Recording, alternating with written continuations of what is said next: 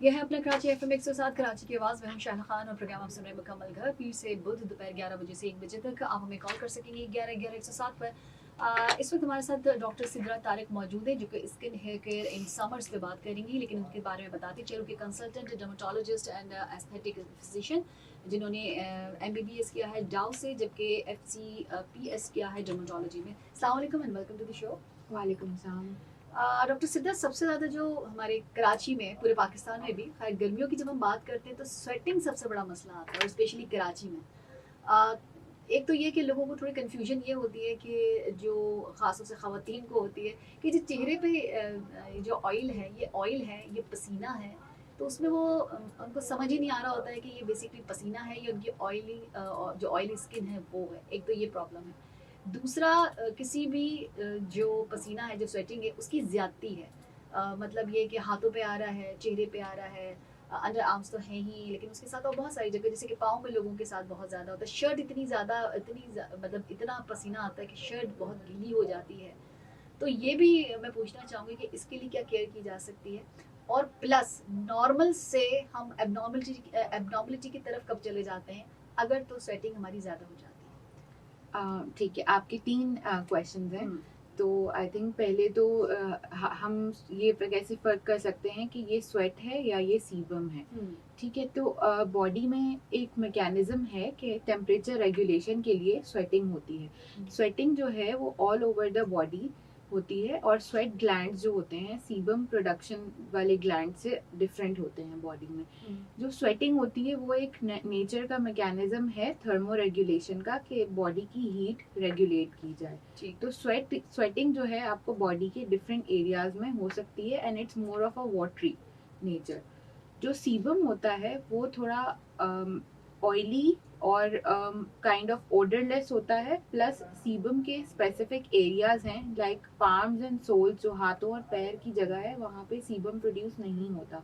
Sebum production mostly face या body के उन एरियाज पे होती है जहाँ पे हेयर ज़्यादा हो, और सीबम वाले जो ग्लैंड्स होते हैं वो हेयर बेयरिंग एरिया पे ज़्यादा होते हैं, लाइक फॉर एग्जांपल स्कैल्प पे हो सकते हैं, फेस पे आ सकते हैं।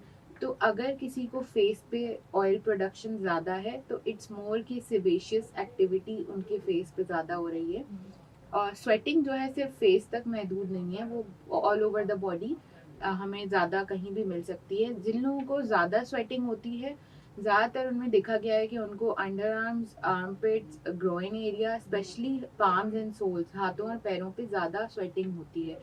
और ये हम कैसे डिफरेंशिएट करेंगे कि ये नॉर्मल है कि एबनॉर्मल है? जिन लोगों को एक्सेसिव स्वेटिंग होती है, आपने देखेंगे कि अगर कोई इवेंट है या कोई मेजर कोई इंटरव्यू है, कोई जॉब इंटरव्यू है, या उन्हें कहीं भी कोई ऐसा इवेंट है, उन्हें पहले से जो है एंग्जाइटी या स्ट्रेस शुरू होता है, जिसके बाद या वो नॉर्मल काम भी कर रहे हैं डे टू डे का, तो दे फाइंड इट डिफिकल्ट कि पेन ग्रिप नहीं कर पा रहे हैं, क्योंकि उनको नॉर्मली जो है स्वेटिंग बहुत ज़्यादा हो रही होती है। जब स्वेटिंग आपकी इतनी डिस्टर्ब करने लग जाए कि आपकी डे टू डे रूटीन्स में डिस्टर्बेंस आ रही है, जैसे कि आप कहीं जा रहे हैं, आपको लग रहा है कि आपकी शर्ट स्टेन हो जाएगी बहुत जल्दी, आपको कोई काम है, आपका लिखने का काम है, और आप पेन ग्रिप नहीं कर पा रहे हैं क्योंकि आपको एक्सेसिव स्वेटिंग होती है, तो that is when it is considered abnormal कि उसकी ट्रीटमेंट ज़रूरी है, ताकि पेशेंट के साइकोलॉजिकल सोशल इश्यूज़ को हम डील करके उसकी ट्रीटमेंट भी साथ में उसको दे सकें। ठीक है। अब अगर मैं ट्रीटमेंट पर आऊँ तो फिर आप क्या कहेंगे, क्योंकि अक्सर लोग कहते हैं कि पसीने को रोकना नहीं चाहिए, ये भी एक मिथ है कि नहीं कोई ऐसा काम नहीं कर लेना चाहिए, कोई ऐसी क्रीम यूज़ करने नहीं करना चाहिए। अक्सर जो पुराने ज़माने में लोग फिटकरी का इस्तेमाल करते थे, तो उसका भी इस्तेमाल ना करें क्योंकि जितना बहेगा उतना अच्छा है। क्या ये सही है? स्वेट देखें, आप स्वेट को कहीं से रोक नहीं सकते, लेकिन जो एरिया जिसमें पेशेंट डिस्टर्ब होता है, स्पेसिफिकली अंडर आर्म एरिया, हाथ और पैर, ये हमारे वो एरियाज हैं जो हमारी फंक्शनैलिटी में हमें डिस्टर्ब करते हैं। तो अगर आप यहाँ से कंट्रोल कर रहे हैं, इट डजंट मीन कि आपकी स्वेटिंग ही रुक जाएगी।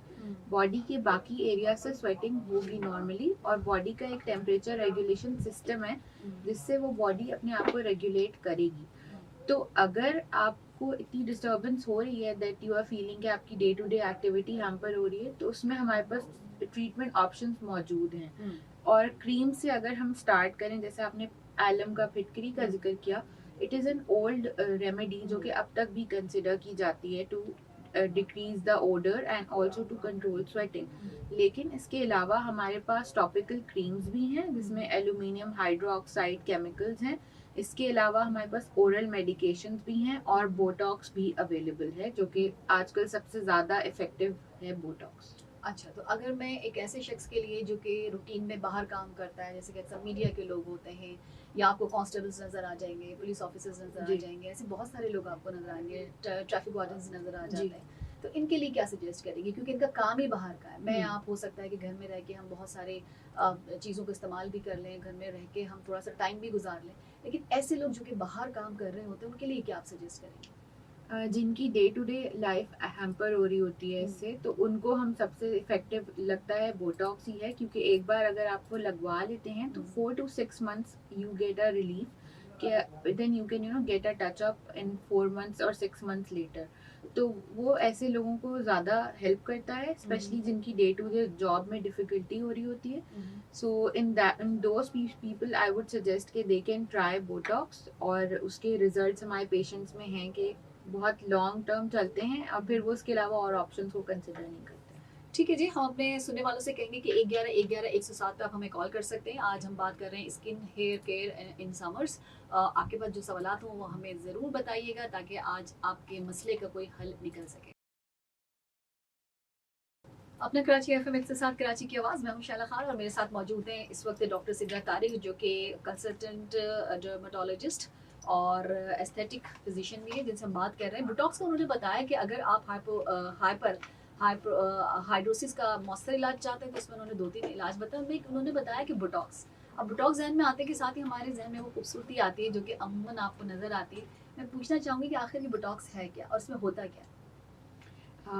शैला, आपका सवाल बहुत अच्छा है व्यूअर्स की, लिसनर्स की इंफॉर्मेशन के लिए, कि ये जो बेसिकली न्यूरोटॉक्सिन होता है इसको हम डिराइव करते हैं, क्योंकि ये न्यूरोटॉक्सिन है तो ये मसल्स को जब भी जहाँ इंजेक्ट होता है वहाँ पे टेम्परेरी तौर पे मसल्स वहाँ का पैरालाइज हो जाता है। लेकिन क्योंकि ये न्यूरोटॉक्सिन है तो ये पैरालिसिस अचीव जो होता है वो अचीव ही इस तरह होता है कि जो नर्व सप्लाई है वो कुछ टाइम के लिए वहाँ की उस पर जाके वो अटैच होता है, और वहाँ पे एक कॉमन वर्ड्स में अगर हम बोलें तो वो muscle for the time being work करना स्टॉप कर देगा, या वहाँ की जो नर्व्स सप्लाई है वो कॉम्प्रोमाइज होगी, लेकिन वो टेम्परेरी है।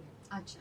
तो अगर हम इसको मेडिकल कंडीशंस में यूज़ करना चाहें तो बहुत सारे न्यूरोलॉजिक डिसऑर्डर्स हैं, या पैरालिसिस हैं, या एक कंडीशन होती है जिसमें नेक में स्पैज़म हो जाता है, उसमें भी यूज़ होता है। डर्मा में हम जो यूज़ कर रहे होते हैं कॉस्मेटिक पर्पस में, उसमें फिर हम फेस पे बोटॉक्स या फेशियल फीचर्स को इम्प्रूव करने के लिए, ब्यूटिफिकेशन के लिए यूज़ किया जाता है।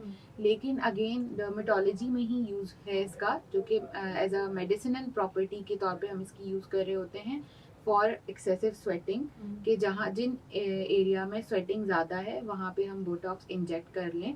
तो क्योंकि जैसे हमने डिस्कस किया कि ग्लैंड्स जो हैं उनकी नर्व सप्लाई भी होती है, तो जब हम वहाँ पे इंजेक्ट कर देते हैं बोटॉक्स तो वहाँ पे एक्सेसिव स्वेटिंग होना कम हो जाती है, क्योंकि अगर पेशेंट स्ट्रेस में भी आएगा तो वहाँ की उसकी नर्व सप्लाई जो है वो वक्ती तौर पे हमने क्योंकि ब्लॉक कर दी है।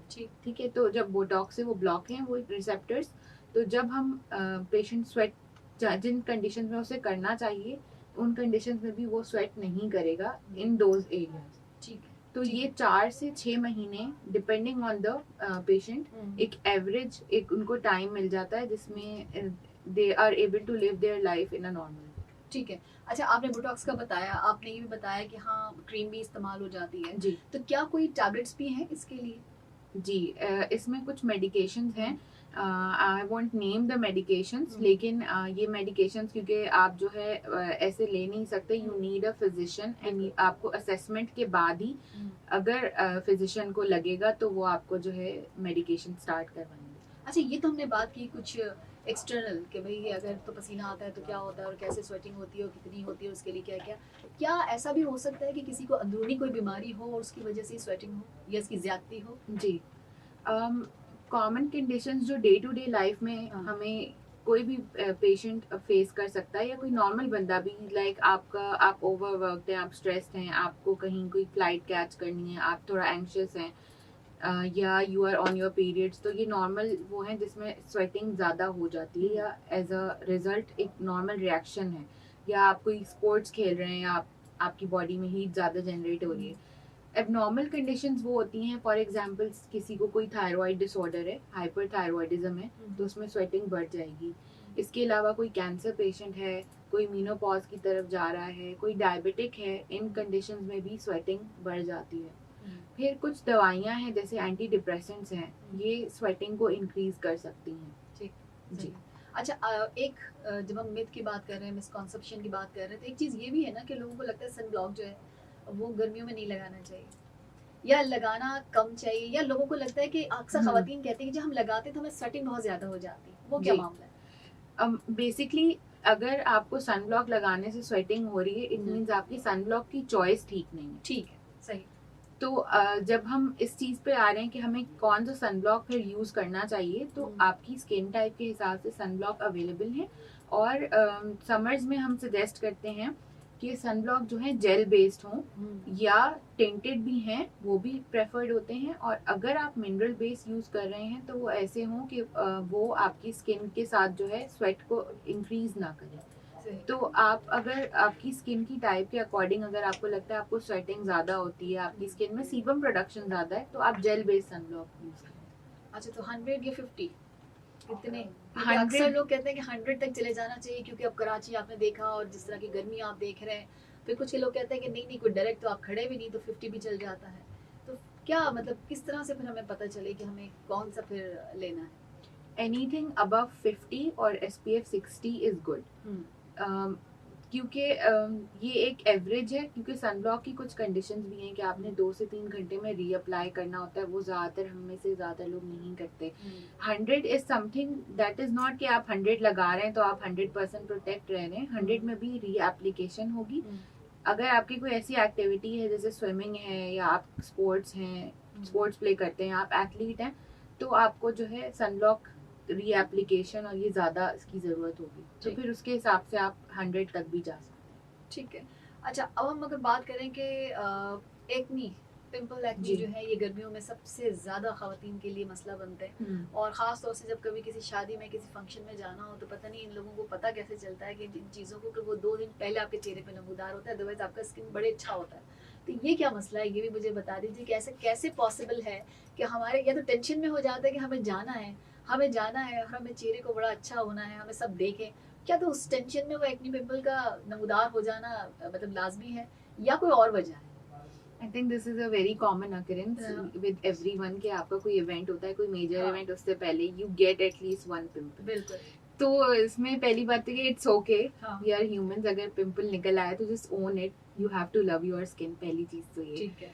अगर आपकी स्किन में टेंडेंसी है कि वैसे ही यू आर हैविंग ब्रेकआउट्स, एक पिंपल निकलना is not an issue. Issue तब है जब आपको बार बार हो रहा है और आप जो है ना उसके लिए ओवर द काउंटर चीजें भी अप्लाई कर रहे हैं, लेकिन इट्स नॉट गेटिंग ट्रीटेड और आपको वो ब्रेकआउट्स वर्सन हो रहे हैं and it's affecting your confidence levels, तो देन इट मीन्स कि आपको ट्रीटमेंट की जरूरत है। तो एक अगर ऑफिस गोइंग खातून है और उनका बाहर निकलना है, ऑफिस से बाहर जाना, घर से बाहर निकलना चीज़ें, तो ऐसे में खवातीन के लिए आप क्या सजेस्ट करेंगी कि उसका डेली रूटीन क्या होना चाहिए गर्मियों के, समर्स की अगर मैं बात करूँ? This is a very good question. Basically summers में इसको जितना सिंपल रखें उतना अच्छा है।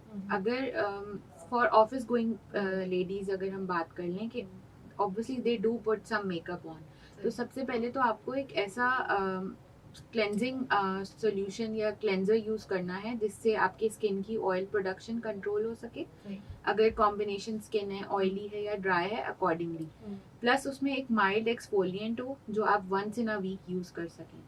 एक gentle moisturizer is a must, specially for summers. अगर आपको लगता है कि मैं थिक मॉइस्चराइजर एक्नी करा रहे हैं या मॉइस्चराइज तो करना ही नहीं है, तो ये गलत कॉन्सेप्ट है।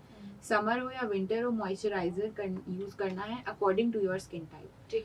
तो गर्मियों में जेल बेस्ड है और अ गुड सन ब्लॉक।